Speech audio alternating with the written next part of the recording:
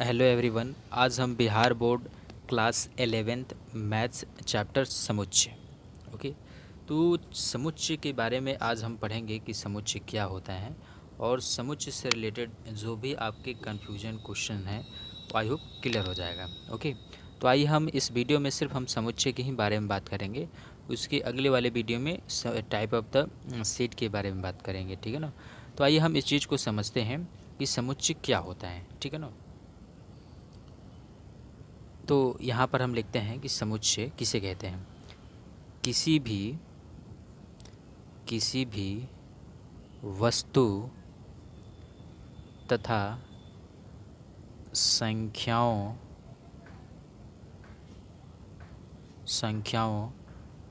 का समूह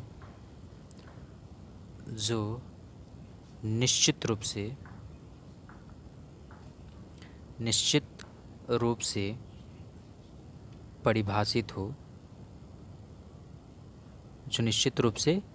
परिभाषित हो उसे समुच्चय कहते हैं, ठीक है ना।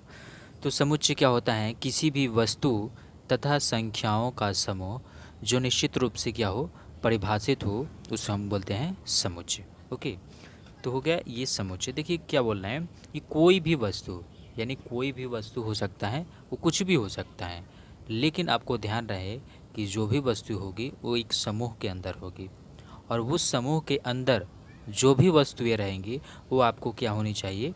निश्चित होनी चाहिए। क्या होनी चाहिए? आपको निश्चित होनी चाहिए। वो चीज़ें आपको मालूम होनी चाहिए कि जो आप समुच्चय के अंदर जो भी आपने कलेक्शन किया हुआ है उस कलेक्शन में क्या है ये आपको मालूम होनी चाहिए, वो आपको डिफिनिट होनी चाहिए, आपको परिभाषित होनी चाहिए। तो हम उसको क्या बोलते हैं? समुच्चय, ठीक है ना। इस चीज़ को मैं एग्जांपल लेता हूँ और इस एग्जांपल से क्लियर हो जाएगा, ठीक है ना। तो यहाँ पर मैंने एग्जांपल पहले ही लिख दिया है ताकि आप लोगों को ज़्यादा समय ना लगे। तो यहाँ पर ये एग्जांपल लिखा हुआ है कि किसी क्लासरूम में सभी स्टूडेंट का समूह, ठीक है ना। तो कोई भी क्लासरूम में है तो उस क्लासरूम में कितने विद्यार्थी हैं हम इस चीज़ को गिनकर बता सकते हैं। 20 हैं, 40 हैं, 60 हैं, 200 हैं, 2000 हैं। हम इस चीज़ को बता सकते हैं कि उस क्लासरूम में स्टूडेंट ही हैं, ठीक है ना।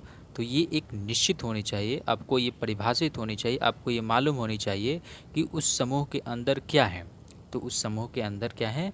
एक स्टूडेंट हैं, और उस स्टूडेंट को हम बता सकते हैं कि उसमें 30 हैं, 40 हैं, 50 हैं। ओके, तो ये आपको क्या हो गया? ये एक सेट हो गया, ठीक है ना। सेट क्या होता है? जो आपको मालूम होनी चाहिए कि इस सेट के अंदर क्या है, ये डिफिनिट होनी चाहिए, ये परिभाषित होनी चाहिए, तो हम उसको बोल देंगे सेट। इसी का दूसरा एग्जांपल देखेंगे। देखिए दूसरा एग्जांपल से आपको बिल्कुल ही सेट क्लियर हो जाएगा। इसमें और इन दोनों एग्जांपल में इसको थोड़ा सा ध्यान से देखेंगे और इसी एग्जांपल से आपको सेट क्लियर हो जाएगा। ओके, तो देखिए मैंने यहाँ पर एग्जांपल लिख लिया है कि किसी क्लासरूम में सबसे तेज स्टूडेंट का समूह। तो कोई भी क्लासरूम है उसमें आपको क्या करना है कि ऐसे हमें विद्यार्थियों का, स्टूडेंट्स का हमें कलेक्शन करना है जो सबसे तेज़ हैं, ठीक है ना। तो देखिए यहाँ पर हम तेज इंटेलिजेंट की बात करते हैं तो हम तेज किसको बोलेंगे?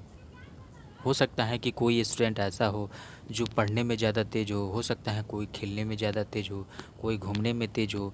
तो तेज़ का कोई भी निश्चित डेफिनेशन नहीं होता है कि हम तेज़ किसको बोलेंगे, ठीक है ना। तो आपको क्या आना चाहिए कि ये मालूम नहीं है कि तेज़ हम किसको बोलते हैं, यानी वो चीज़ डिफिनिट नहीं है, वो चीज़ निश्चित नहीं, हम उस चीज़ को परिभाषित नहीं कर सकते हैं। तो जिसको आप परिभाषित नहीं कर सकते हो, जिसको आप एक कलेक्शन नहीं कर सकते हो, जो कोई भी वस्तु जो आप निश्चित नहीं हैं, तो हम उसको सेट नहीं बोलते हैं।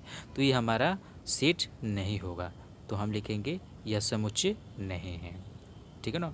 तो सेट का मतलब कोई भी वस्तु तथा संख्याओं का समूह जो निश्चित रूप से मालूम होनी चाहिए कि वो उस समूह के अंदर क्या रखा हुआ है, तो हम उसको बोलते हैं समुच्चय, ठीक है ना।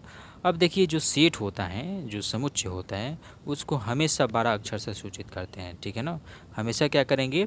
12 अक्षर से सूचित करेंगे। जैसे अगर हम मान लेते हैं कि ये ए हैं, बी हैं, सी हैं, एक्स हैं, वाई हैं, जेड हैं, तो ये जितने भी मैंने लिखा है तो इसको हम क्या क्या पढ़ेंगे? सेट पढ़ेंगे।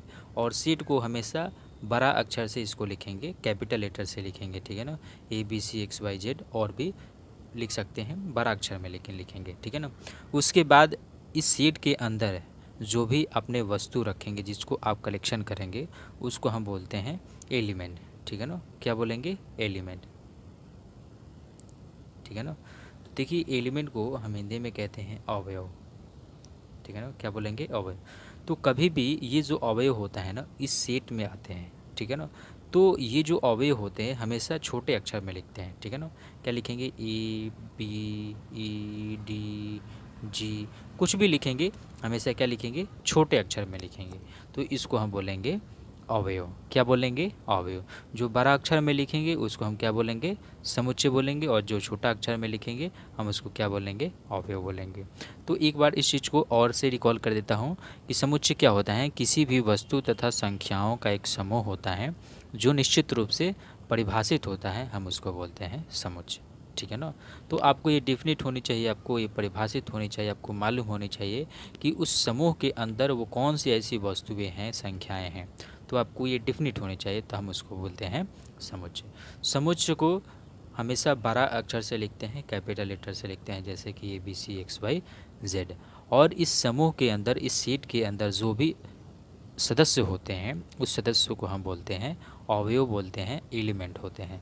तो ये जो एलिमेंट होता है हमेशा इसको स्मॉल लेटर में लिखते हैं, जैसे छोटा अक्षर में लिखते हैं ABED, कुछ भी लिखे हमेशा छोटा अक्षर में लिखेंगे, तो हम इसको बोलते हैं अवयव, ठीक है। तो आई होप ये समझ में आ गया होगा कि समुच्चय क्या होते हैं और समुच्चय को हम कैसे सूचित करते हैं, उसके अवयव को किस तरीके से हम सूचित करते हैं।